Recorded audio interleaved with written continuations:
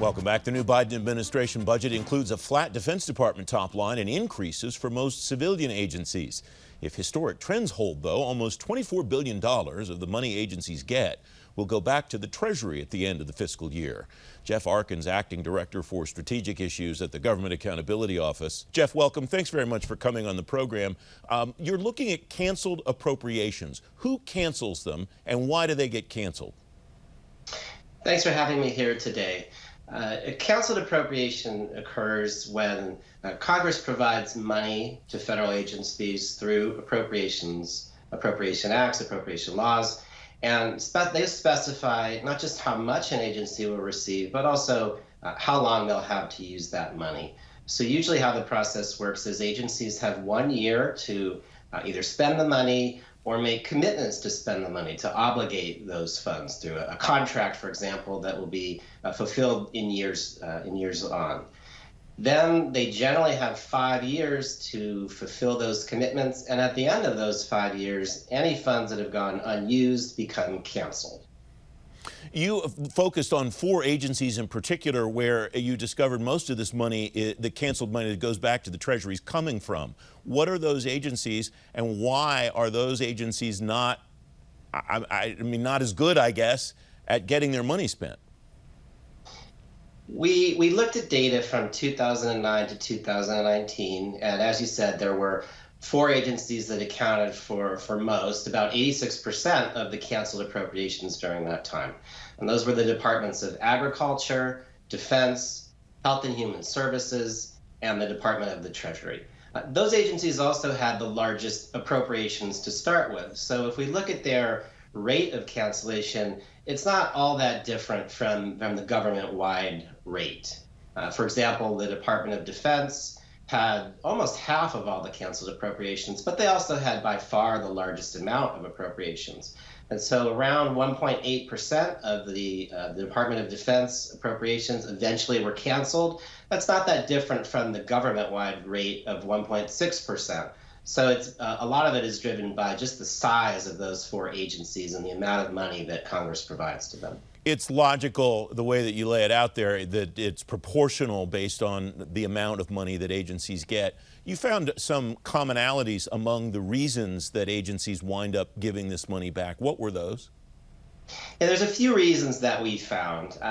In some cases, agencies don't wind up needing as much money as they initially anticipated.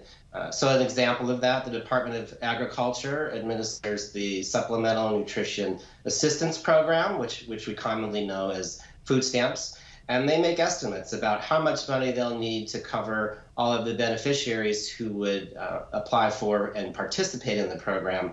And sometimes the factors that drive that change. The economy improves, unemployment rates are higher than expected, and so not as many people participate.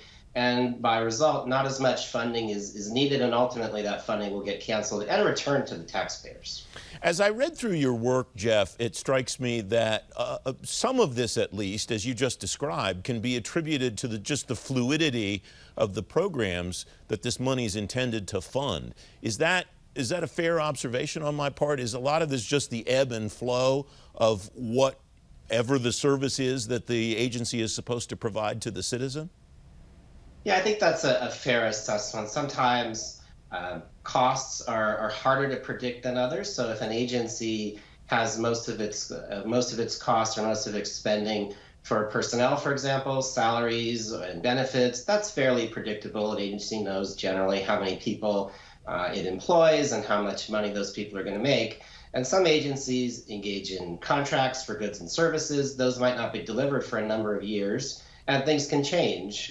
Things may wind up costing less than anticipated, or there's not as great of a need 3 years from now as there was when the money's appropriated.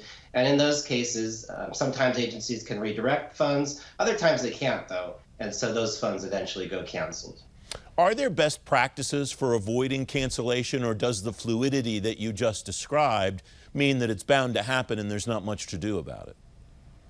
We did look at that question, and we saw some common themes among the agencies we look at. Agencies can review canceled appropriations, or rather review their funding for risk of canceled appropriations during their sort of standard budget process. So look at things to make sure that contracts are staying on target. If they provide money to grantees through grant programs, which a lot of federal agencies do, monitor those grantees to make sure that the money is being spent as it's laid out in the law or in different program structures. And so there are a number of things that agencies can do. And some agencies also have very specific procedures to look at appropriations to make sure they can minimize how much ultimately is canceled. We have about a minute left, Jeff. What would you watch moving forward, or is this something that you took a one-off at, and it's something that if Congress calls you back to it, you'll examine it again? Yeah, this was the first time that the GAO has looked at canceled appropriations on a government-wide basis, and from our understanding, maybe the first time that this issue has been looked at on a government-wide level. I think what's important is that agencies continue to monitor their funding and the resources that Congress provides and that the administration provides to make sure they can take steps to minimize canceled appropriations. I'm not sure it's realistic that there will be no canceled appropriations, but the lower that percentage is, the more effective and functioning the budget process can be, and the better information that Congress can have to make funding decisions for all of our national priorities. Jeff Arkin, thanks very much for joining me. I appreciate your time to talk about your work. Thank you so much for having me here today.